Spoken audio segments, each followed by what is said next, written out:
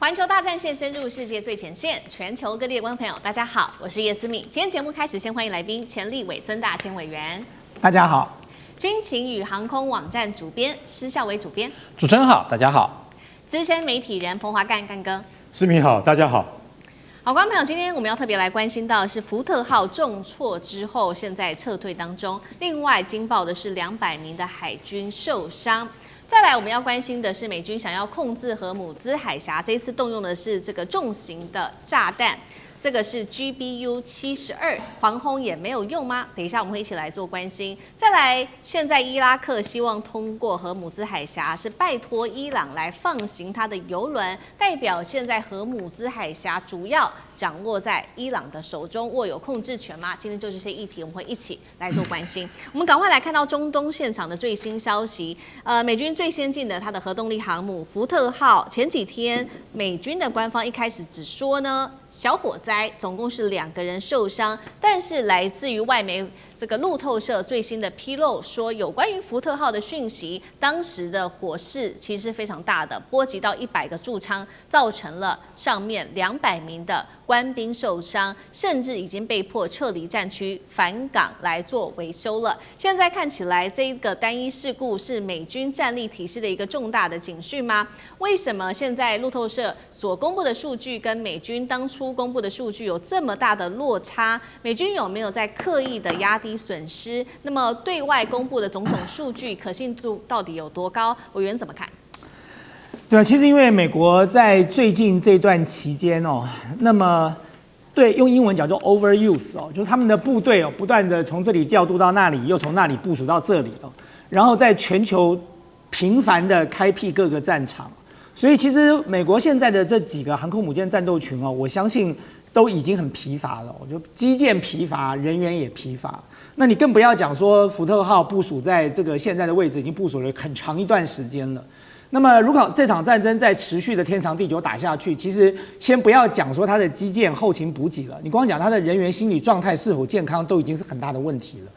那你现在看到的状况就是，我觉得不要说美国在压低损失，其实美国跟以色列都在压低损失。大家还记得当时川普讲的什么话吗？川普讲说，美国的军火是绝对充足的哦，爱打多久打多久，绝对用不完。就没讲这个话，没讲完几天，他就去韩国把韩国的萨德飞弹系统给搬走了。那大家就会想说，那你当时不是说你的军备相当充足吗？你飞弹多的是，飞弹库这个口袋深得很啊。结果居然三下五下，你就把韩国的萨德飞弹系统要拿来支援了。那显然美国就是打肿脸充胖子啊。那你更不要讲说福特号这个事故了，从一开始他先隐藏了这个事故的这个规模，然后希望能够平息下来。可是没有想到这件事情越来越大，最后完全掩盖不住了。你就会发现说，福特号这一次所受到的这个伤害，远远不是当时所讲的那么粉饰太平的说法。那你更不要讲说这一次福特号重创的原因是什么？就是莫名其妙就重创就对了，然后莫名其妙200个这个海军士兵就受伤了，然后莫名其妙大家就要睡在船舱上。美国的航空母舰如果有这么脆弱的话，那美国就是一个纸老虎了。所以到底福特号为什么受创？目前为止，我认为就这到你说有一点阴谋论的这个推测，也许吧。那么就是在美国没有公布之前，真相到现在恐怕还很难说清楚。为什么我会这么讲因为其实美国跟以色列都在粉饰太平。各位知道，以色列现在在全面的限制记者进入报道，能够进入以色列报道的这个媒体是非常有限的，而且是在有限的地区。甚至这个像某一位这个 CIA 的资深前研究员他在这个媒体上公开讲，他说现在连以色列他连公共卫星的管道都关掉了。所以你没有办法透过公共卫星去看以色列现在的状况是什么。所以以色列到底受创多严重，到底死伤如何，一模一样的事情就是跟美国一样，完全搞盖牌这件事情了。所以美国在盖牌，以色列在盖牌，你当然就会让外界开始强烈的怀疑，你们的损失，你们所受到的冲击，绝对远远超过你们对外所公布的数字嘛。好，这个是有关于美军的损伤现在来自于路透社的最新报道，这个数字远远超过美军当初所公布的数字。那其实呢，刚刚讲了嘛，美军他这一次的攻击也特别希望能够去掌握的就是荷姆兹海峡了，所以最新他也首次的出动。今天我们要特别来关心的这款武器，重型的钻地炸弹 GBU-72，目标就是伊朗在荷姆兹沿岸加的这个加固飞弹基地。好，这个炸弹带观众朋友稍微了解一下哦，重量5000磅。然后呢，它的功能是专门打击地下的掩体跟这些加固的设施。这些武器当初就是为了要摧毁硬目标，但是问题是来自于专家的说法，其实现在更具威胁的其实是来自于这一些其他的武器，包括了有水雷，来自于伊朗的水雷、无人潜航器、快艇、狼群跟火箭炮，这些成本比较低，但是高杀伤力的战术才是伊朗目前的杀手锏。那 GBU-72到底它的特点跟战力如何？然后单是毁掉这些陆上设施就能够拿下荷姆兹海峡吗？夏伟主编怎么看？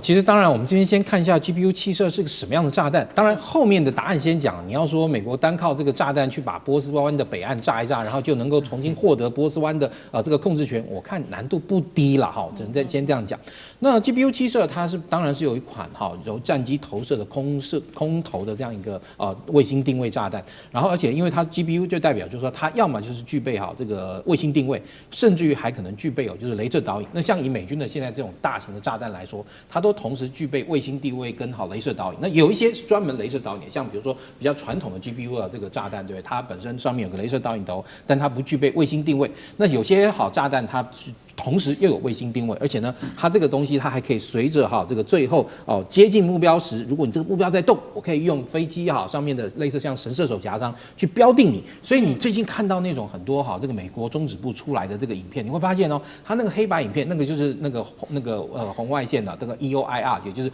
所谓红外线成像这个影片。但是你会看到，中间老是有一块亮的，那个就是雷射标定器照在上面反光的那个影像。好，那这个时候我们刚刚讲这个炸弹本身它是个双导引，但是也就是说它的准头可以说非常高。但问题是，今天你伊朗沿着荷姆兹海峡这100多公里的这样一个海岸，它布下了多少的这样一个反舰飞弹发射器啊？今天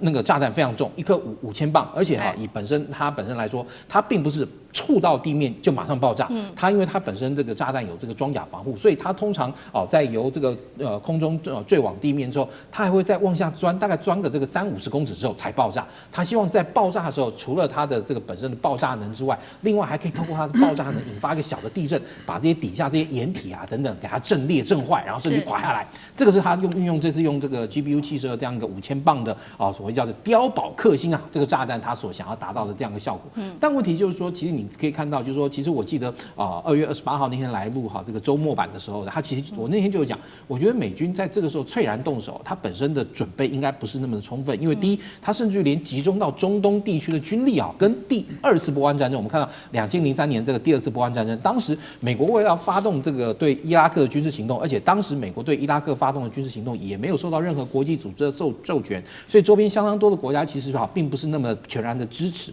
所以那个时候美军它因为那个状况，所以它动用了5个航空母舰东地中海2个，然后那个波斯湾3个，所以在这个情况下，你说当年美国动用到军力其实是今天至少2倍多那但是那个而且都还打了那么一大段那么长一段时间，所以你说今天美国要单凭它现在集中在波斯湾军力，没错，美国现在对那个伊朗来说，它的海空兵力是呈现一个一面倒碾压的优势，这个是大家我觉得都不用怀疑的，美军的科技优势在这个地方体现无疑。但是今天你要打的目标实在太多了那所以就变成说，特别伊朗要用来封锁波斯湾的话，对不对封锁那个荷姆兹海峡，它可能就透过在那个荷姆兹海峡那个北岸这些伊朗的这些那个地形中，它把这些飞弹藏在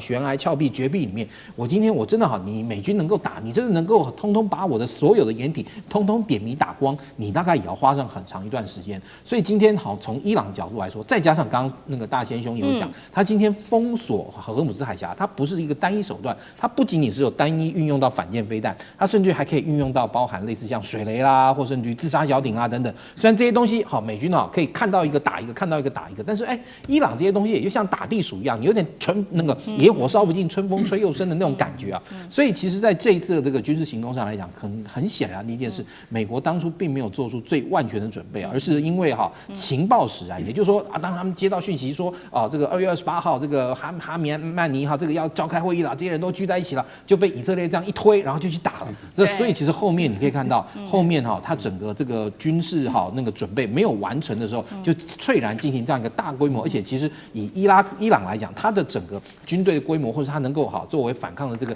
那个基地来说，是伊拉克的非常多倍。所以我觉得美国在短时间之内很难透过这样的方式就能够完全压制住战场。好，美国的整体战略都还没有准备好就开战了，那导致现在是也收尾也收不了，荷姆兹海峡的问题更是短时间无法被解决。那是不是连中东的其他国家现在也知道美国是没有办法可以掌控现在尤其是荷姆兹海峡的局势了呢？因为我们要来看到一个很特别的是伊拉克最近他的这个邮轮想要通行在荷姆兹海峡，结果呢他不是去找美国这边谈，是去跟伊朗求说可不可以让我们部分的邮轮安全的通行过去。要知道伊拉克在这边是驻有美军基地的，但是他也不靠美军护航了，直接去找伊朗谈，是不是代表他觉得现在伊朗才是主要在荷姆兹海峡的主导者呢？再来我们来看到一个专家特别做了一些警告，这是国际海事组织的秘书长杜明奎他说的，护航是无法100%确保安全的，军事协助也无法长期的持续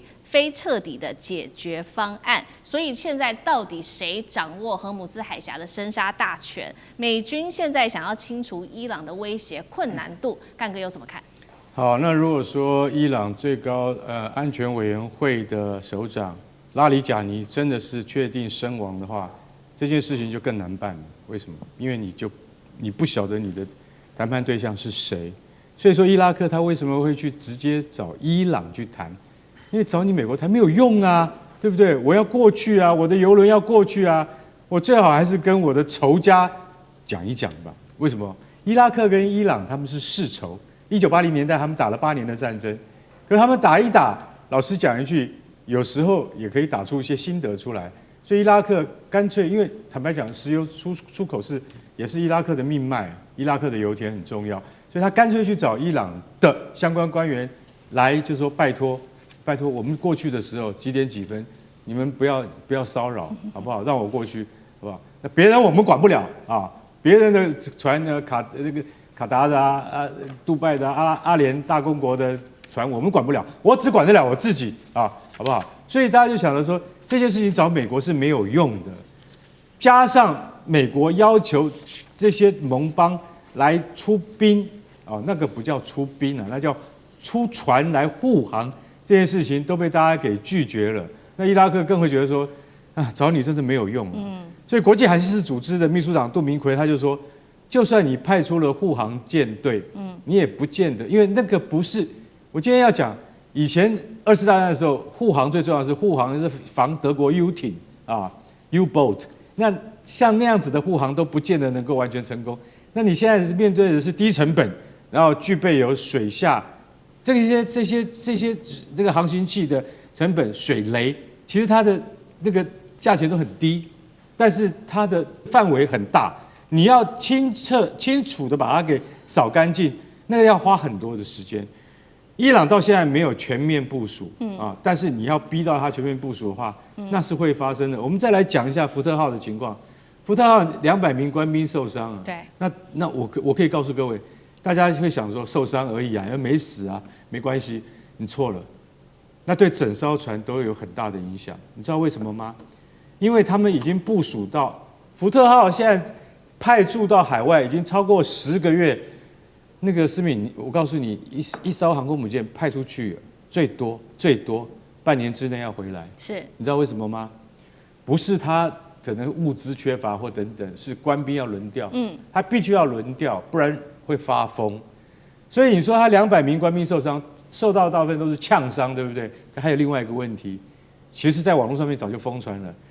福特号90%以上的马桶出问题。马桶为什么会出问题？因为他们的管线当初的设计太窄了，结果他们说，本来在造船的过程之中，他们用的是新工法，认为说应该可以解决这个问题，结果解决不了，你知道吗？现在排队上厕所要花45分钟，那又是一个心理压力。所以大家要知道说，福特号它现在马上被美国地中海舰队说回来，你回到希腊的港口来。那谁要去补这个缺呢？布希号，但是他还在路上。所以我觉得美国现在不是说川普认为我的海军很强大，但是你要前进部署的时候，你都是照你的个人的意志去做的，都没有想到后勤跟得上跟不上。所以福特号现在造成了这么大的问题之后，他要退出前线部署，由另外的航舰来补。所以其实美军在前缘的这个兵力已经遭遇到一些很大的问题了。然后呢，还用了这个 GBU-72炸弹。GBU-72炸弹，坦白讲一句，一开始我们说它也是钻地弹，其实 GBU-72炸弹，它跟我们以前讲过，你记得我跟你提过吗？